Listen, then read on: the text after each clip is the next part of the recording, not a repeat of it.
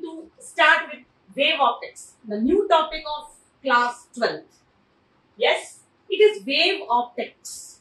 We have studied ray optics.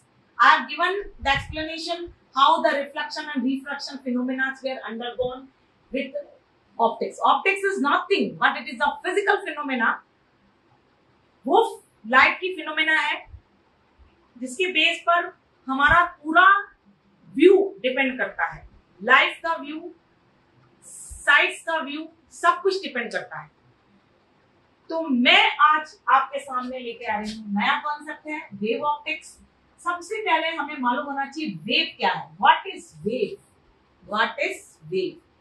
We have studied ray optics. हमने ray optics पढ़ा था और हम एक रे को लाइट का एक रूप मान रहे थे कि लाइट हमेशा एक रे के रूप में आती है. उसके पास फोटॉन्स होते हैं and it comes and strikes the surface, hits the surface and illuminate it following the theories of reflection.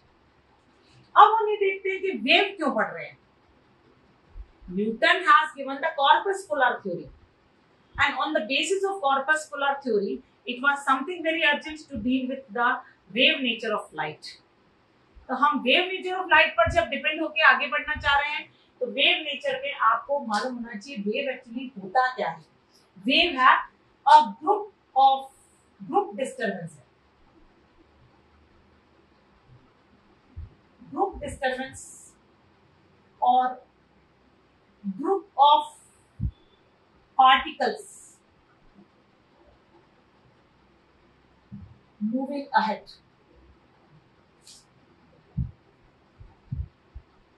प्रोपगेटरी nature है, डिस्टर्बेंस आगे बढ़ता है. So we are coming to now this group disturbance.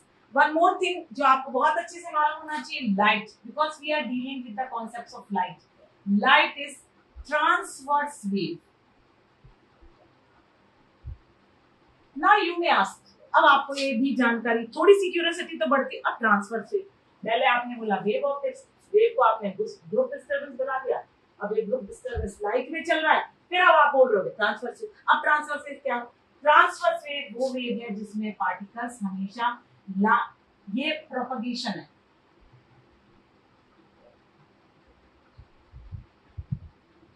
ये प्रोपगेशन डायरेक्शन और particles इसमें perpendicular to propagation vibrate. ये जो है ये डायरेक्शन ऑफ वाइब्रेशन.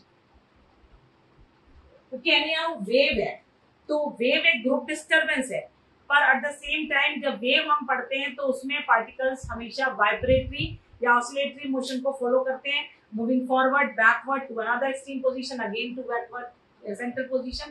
तो ऐसे चलते हैं ये वेव, आगे पीछे आगे पीछे आगे पीछे. Particles go on vibrating. Particles क्यों वाइब्रेट करते हैं? क्योंकि पार्टिकल अपने मीन पोजीशन से पर जब उनको एनर्जी मिलती है तो आगे बढ़ते हैं. आगे वाले पार्टिकल डिस्टर्ब करते हैं, वापस पीछे आते हैं और दूसरे एक्सट्रीम पोजीशन पर चले जाते हैं और वापस सेंटर पे आ जाते हैं. और वो आगे वाला पार्टिकल जो डिस्टर्ब हो गया वो आगे वाले पार्टिकल को पुश करके वापस. तो इस तरह से ये चलता है. इसलिए इसमें जो वाइब्रेटरी मोशन आपको पढ़ना है. और लाइट हमारा ट्रांसवर्स वेव है. ट्रांसवर्स वेव है. अब ट्रांसवर्स वेव की बहुत इंपॉर्टेंट, बहुत ज्यादा इंपॉर्टेंट कॉन्सेप्ट है कि ट्रांसवर्स वेव वैक्यूम में ट्रैवल कर सकता है.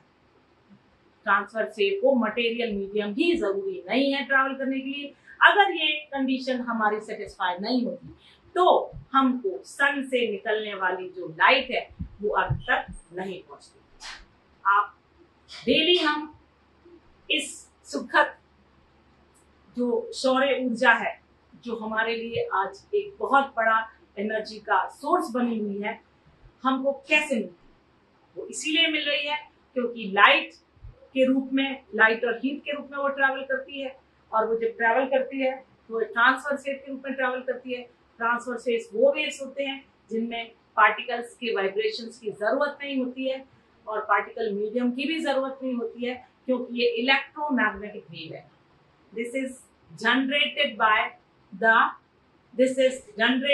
By the perpendicular electric and magnetic fields.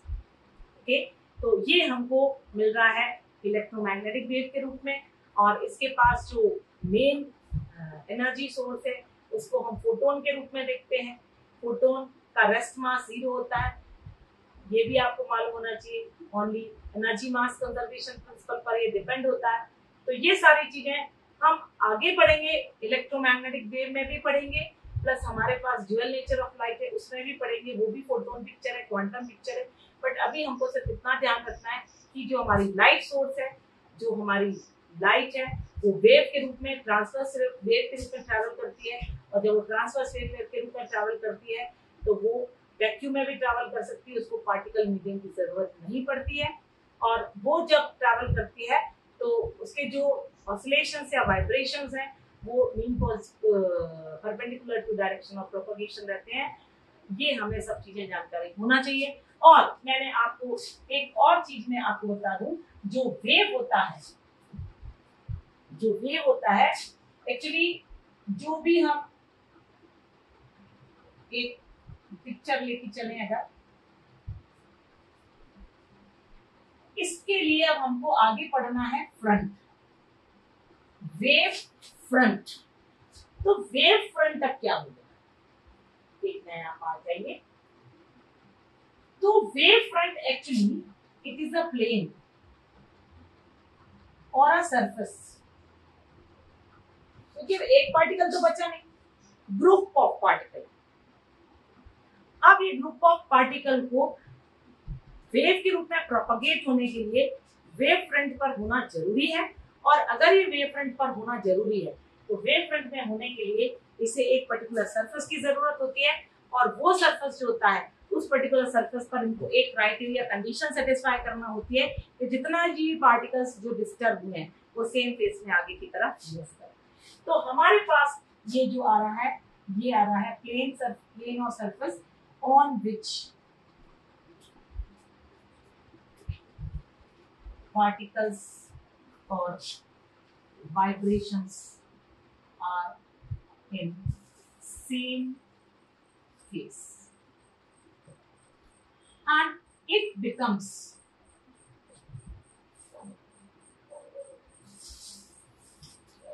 locus for disturbance originated, है ना। तो वेव फ्रंट प्लेन सरफेस को बोलते हैं, वो प्लेन और सरफेस जिस पर सारे पार्टिकल्स का वाइब्रेशन सेम फेस में हो। और वो एक्चुअली जो प्लेन सरफेस है, it becomes locus for disturbance originated from source.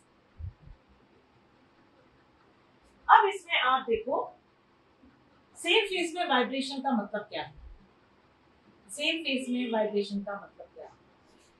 तो whenever this vibrations, अब मैं आपको बता दूं सेम फेस में वाइब्रेट करने का मतलब क्या है। मैंने यहाँ पर लिखा है कि सारे पार्टिकल को सेम फेस में वाइब्रेट होना जरूरी है। एक्चुअली मैं एक आपको रिविजन करवा रही हूँ, ये एक्चुअली पार्ट है 11th क्लास का। 11th क्लास में जब साउंड चैप्टर में आपने वेव्स पढ़ा है तो उसमें आपको ये सारी चीजें अंडरस्टूड होना चाहिए। लेकिन चूंकि समय निकला और हो सकता है आपके मेमोरी में ये सब चीजें ना हो, इसलिए मैं थोड़ा सा रिकॉलिंग करवा रही हूँ आपको कि सेम फेस का मतलब क्या है। सेम फेस का मतलब है this is actually line of zero disturbance.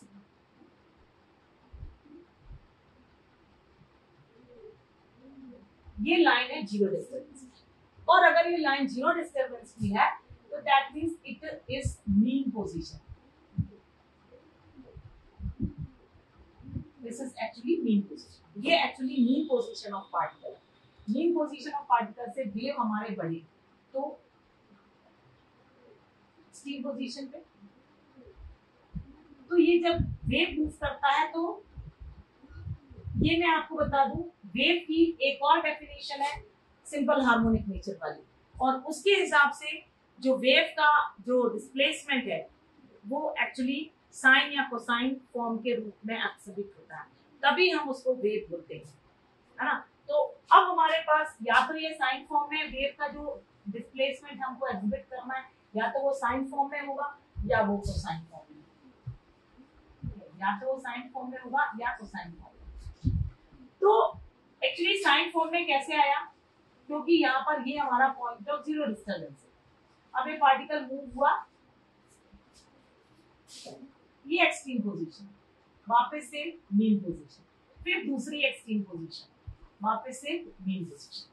तो इस तरह से चूंकि ये लाइन और जीरो डिस्टर्बेंस के दोनों तरफ one extreme position to another extreme position move करते हैं, और इसमें जो पार्टिकल्स हैं, इस पॉइंट पर जो पार्टिकल्स हैं, लाइन ऑफ जीरो डिस्टर्बेंस पर पार्टिकल है, वो सब सेम फेस में मतलब रेस्ट में है।